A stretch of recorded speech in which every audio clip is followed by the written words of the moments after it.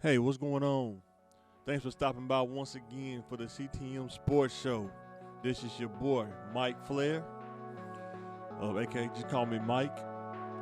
And make sure you hit the like button, hit the subscribe button. A high percentage of you guys I'm seeing is not subscribed. I think it's like around 70%. So, man, help your boy out. Help us reach 1K subscribers. Hit the like, hit the share, hit the subscribe button. Definitely hit the like button. Make sure to check out the different podcasts that we're doing. We got the Thinking Game podcast, something just to get you to think about that adult life, especially for the youth when you're graduating, transitioning from from the teenage life to adult life. Things to think about, things that don't get talked about all the time. It's like things you learn along the way that you wish somebody would have passed down to you. Then what we're doing right now, the sports talk. And we're working on bringing wrestling talk back. It's all about time, just trying to be more consistent with time. Because we are working people. We're making content for working people, by working people. But thanks for watching, who all is watching. Thank you. I had to take a week off, had to go on a vacation. Got to give a special shout out to my wife and her student, Devin. They brought the gold home for Skills USA. Not an easy feat. Especially for minority male. Wasn't a lot of minority males down there. But for him to bring home the gold for construction technology, I think it was carpentry, awesome feat. Shout out to Devin. Shout out to Toyoshima Gray, Metro. You guys did a great job. Now, about to get into the sports now. One of the craziest trades, was it a hopscotch and a jump, I guess?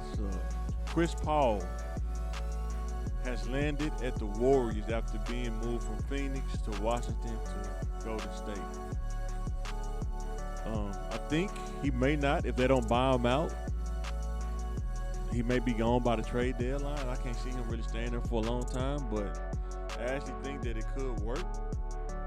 He's just a savvy guy. Can you imagine that the Warriors blow you out, bring in that second unit, Chris Paul running that unit off the bench, keeping everything under control from going sporadic, giving the ball to the right people? It'd be like having a Draymond Green on the second unit, but he actually at the point guard position. However, we'll get to that later. We're talking about Draymond. We'll get to that later. But let me know in the comments what you think about Chris Paul going to Golden State. Will he stay there or will they trade him? Honestly, I think they're probably going to end up buying him out, and I can see him going to the Lakers or somebody like that.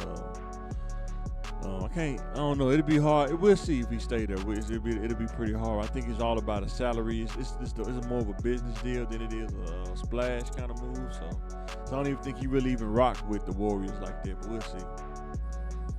The next one is Bradley Beal traded to the Suns. In that Chris Paul trade, he was traded to the Suns because it was hard for them to make a lot of trades because of his salary, and the Suns were really willing to absorb his salary. So, they almost have 3 max players on their roster. It's going to be pretty tough to fill in that roster with a bunch of veteran minimums and stuff like that. So, we'll see how they go. Let me know in the comments what you think their chances are. Do you think they're going to win the championship this year? You think they got a good chance? Or you think the Nuggets still going to reign supreme next year? It's going to be a good team. It's going to be a good regular season team. Good regular season story to follow, I think. But I don't think they're going to quite have enough to finish out, though. We'll see what kind of parts they get. Maybe they could change. But as of right now, on paper, I think it's a good storyline, but I don't think it's a championship contender yet because they couldn't trade Aiden. I think a lot of teams are waiting to see if they're just going to release Aiden or maybe somebody give him a deal after the training camp. Maybe they say, we need that missing piece. But as of right now, Aiden's still on the team. Be interesting to see how he played now Monty Williams gone. Because I think he didn't like Monty Williams. That was the problem. He didn't like the way Monty Williams was playing. So we'll see how that goes. Because it's going to be hard for him to get touches a lot. Now you got Bradley Beal, Durant, and Booker, on the wing and stuff like that. So be interesting to see how they go. Now, to me, this is the elephant in the room right now. Draymond Green has declined his player option and is now a free agent. And before I get to this next question, can he help a team? The question I have is, are the Warriors going to pay him what he wants, or are they going to try to cheapskate him and try to get that hometown discount, what they call it? Or is he going to say, if y'all don't want to pay me, I'm going to go somewhere else where somebody will pay me the max or wherever I can get? Because I heard the Kings, through the grapevine, the Kings are looking at him. Detroit may be looking at him. And he talked about Detroit, playing for his hometown team. And then I think about it, said the Lakers were looking at him too as well. So it's going to be interesting to see, are the Warriors going to give him that long-term deal that he wants, or are they going to try to give him like a couple years? Because do they really feel that Klay Thompson and Steph Curry going to last another 3 or 4 years, at a high rate, at a high level anyway? So we'll see how that go. It's all about business. The GM stepped down. He left as well. Did he see something we didn't see? Who knows? Now Mike Dunleavy's the GM. So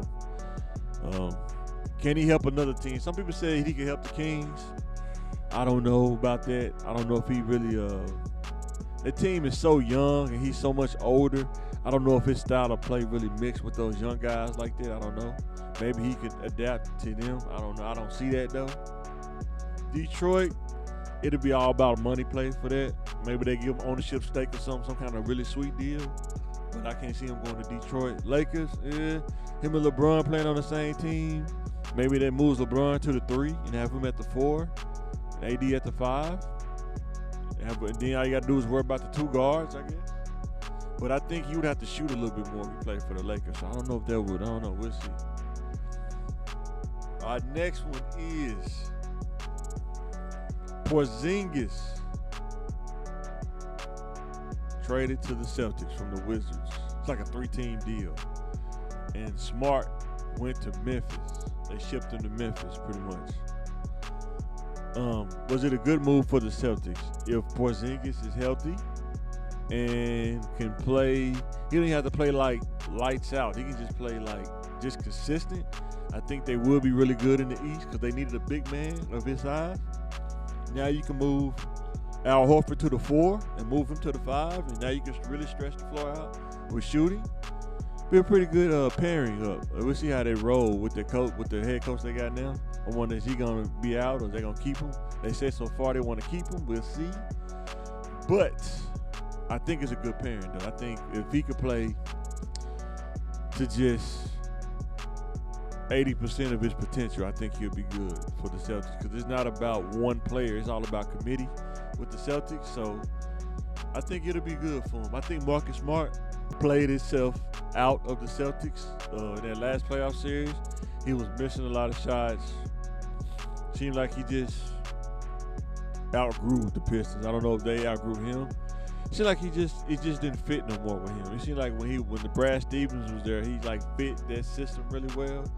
But it seems like he never really worked on a consistent 3-point shot. And I think you got to have that playing point guard, especially for the Celtics. Now with the Grizzlies, I think he'll be really good veteran leadership, and I think he could really help out John Morant when he comes back off that suspension. I think he could really help him. They need that shooting guard after they let go of the other guy. Forgot his name, but they let him go. So he fills that spot. I think that'll be a good pickup for them. So, and my last topic I just want to get into is, let me know what you think in the comments about this. Is Dame wants a trade, but will not request it from the front office? It's kind of like he playing mind games. He's saying it subliminally, he want to be traded, but he's not going to say it, outright say it, because he don't want the PR that comes with that. So he's trying to sway them into trading him because they drafted a guy. They say they don't know if they could fit together. They're doing a rebuild, and he don't want to be a part of a rebuild, but he don't want to say it outright at the same time. So he's trying to play the mind game. That's in my opinion. He's trying to play the the mind game. You know, he's on Instagram Live, listening to Miami. You know, Will Smith. You know, welcome to Miami. And it's hard, man, because he really did sell out for that team. He took the max deal. He did all the right things. And sometimes you can do all the right things and it still don't pay off the way you thought it would. And I think he knew that they weren't going to get no top-tier players in Portland, especially after they traded McCullough. They weren't going to get no top-tier players in Portland. He knew that, but you got to get the bag while it's there. You got to get that max deal. You can't turn that down. Unless they're going to tell them to trade you. You're not going to take it and they trade you, but, you know, 200-something million, 250 million, you can't turn that down. I don't care who you are. So, they said the Philadelphia 76ers were interested. The Heat were interested. I think they said the Lakers were interested. I think best fit for my dream anyway would be the Lakers, him and LeBron and AD playing together. If AD would get back to that AD form that we know him from, that would be a good pickup. But even with the Heat, that would be awesome with him and Adebayo and Jimmy Butler. Be interesting to see if they can get that done. But I think it's about the salary, though. Do they really want to pay him $20 million a year, 25, however much you make a year?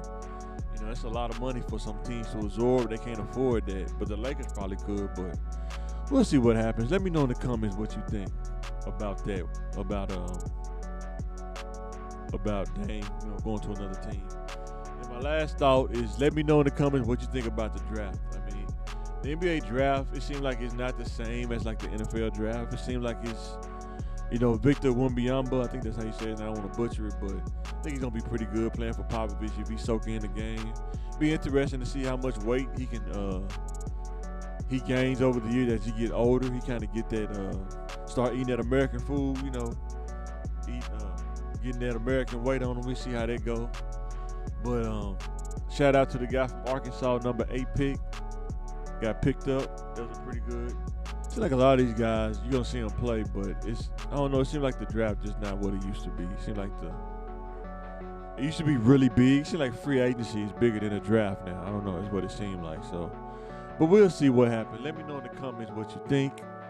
Hit the like button. Hit the subscribe button. Please help us get the 1K. Watch our other podcast, The Thinking Game. This one, we're trying to work on the wrestling, trying to talk about 80s and 90s wrestling we grew up on, you know what I'm saying? So let me know in the comments what you think. Thanks for watching. I'm signing out. Thanks for watching CTM Sports.